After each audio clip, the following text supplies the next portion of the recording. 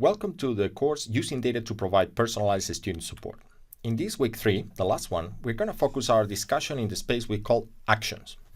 What we mean by actions is, remember that we started the course first talking about logs, which were these items that were captured while you were interacting with an application.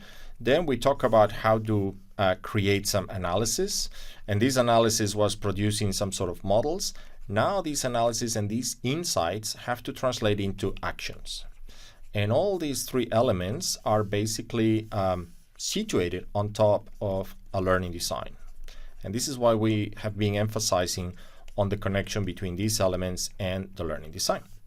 Now, in order to visualize this connection and in order to focus on the actions over here, we'll use a tool which is called OnTask that precisely articulates this final connection between analysis and actions. If you don't have an account in this tool, please post in the forum and the instructors will activate one for you. Again, like every week, here are 3 questions or statements to start thinking about what we're going to cover this week.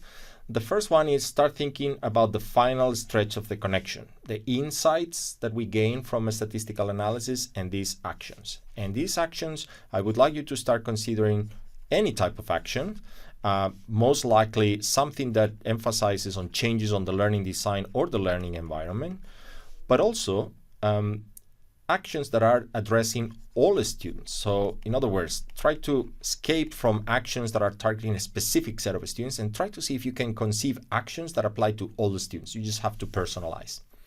The second aspect we want you to start thinking about is this connection between the insights and the actions. See if you can envision how you can implement it at a scale. What we mean by a scale is large number of students. And by large, what we mean is anything that is not suitable for manual intervention. Let's say hundreds of students or thousands of students. And finally, like I mentioned before, we're going to be making this type of exploration using a concrete tool, OnTask. And like I said, this is the tool that basically assumes that the logs have been processed. We have some data set here, and we gave you one to play with. This data set then is fed into OnTask. This is the tool OnTask, and this OnTask will automatically deploy certain actions, and it will allow you to design these actions. Now, by actions, what we mean is something simple. For the sake of simplicity, we're going to stick simply to emails, but these emails will be personalized. Again, remember the 3 streams that we are considering.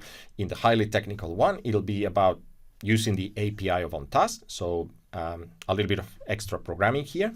For the data science stream, it will be about exploring this connection between the models we produced before and these actions in the learning experience. And for the educational design stream, it would be more precisely identifying which locations are suitable for us to start deploying these actions and how are these actions connected with the models that have been produced in the previous week. So again, one by one for each stream, 3 statements to help you start pondering about the actions. For the highly technical, we're going to manipulate OnTask elements or the data set through the API. This is very important because in conventional production environment, if you will, this is something that is very important. How do we automate? How do we manipulate elements unattended? The other task that we have identified that is very important when you have a production environment is this notion of combining multiple data sources. And this is basically through merge operations that you will be able also to program through the API and OnTask. And then bringing all these scripts into one single entity and see how do they fit in what we call unattended data set updates.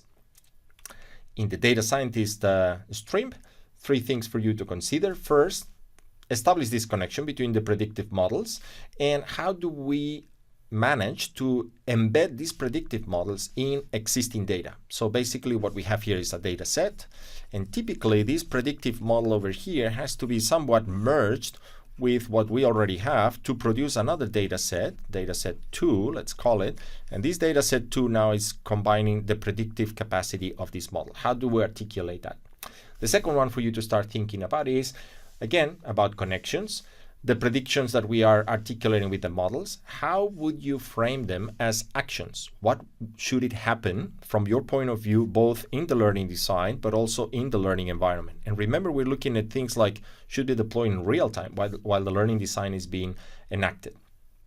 The third topic for you to start thinking about is, can you frame these actions into something we call action templates, something that is suitable for academics and instructors to get from you, and you would shape these templates according to your model. They derive from the models, and the academics would take these action templates and develop them into full-blown actions. And these actions perhaps could be encoded using OnTask, the tool we discussed before, and then deployed and sent to the students. And finally, in the EdDesigners stream, 3 ideas for you to start thinking about it is the first one, using OnTask, we will create a personalized action. And this personalized action is highly situated in the context of summative assessment. So this is basically an exam that you have run. This exam, you obtain the results, and you use these results to personalize a message that you're sending to your students. In the second point for you to think about is the idea of generalizing the previous activity and see if you can come up with a personalized action that can be applied not necessarily to summative assessment, to any generic element on the learning design. Okay, so start thinking in terms of elements of the learning design and see if you can derive generic personalized messages from those structures. And the final one is the interesting one, is a very challenging, is try to see if you can expand these type of actions and these indicators we've been working with, and see if you can connect them with learning strategies. See if you can think, what is the student doing? And based on what the student is doing, start thinking if you can identify the strategy and if you can provide some notion of coaching. And this coaching, you can perhaps use OnTask to scale it for large student cohorts. That's it. This is the end of week 3. We again hope you enjoyed the tasks and remind you that, the instructors are waiting for your questions in the discussion forum.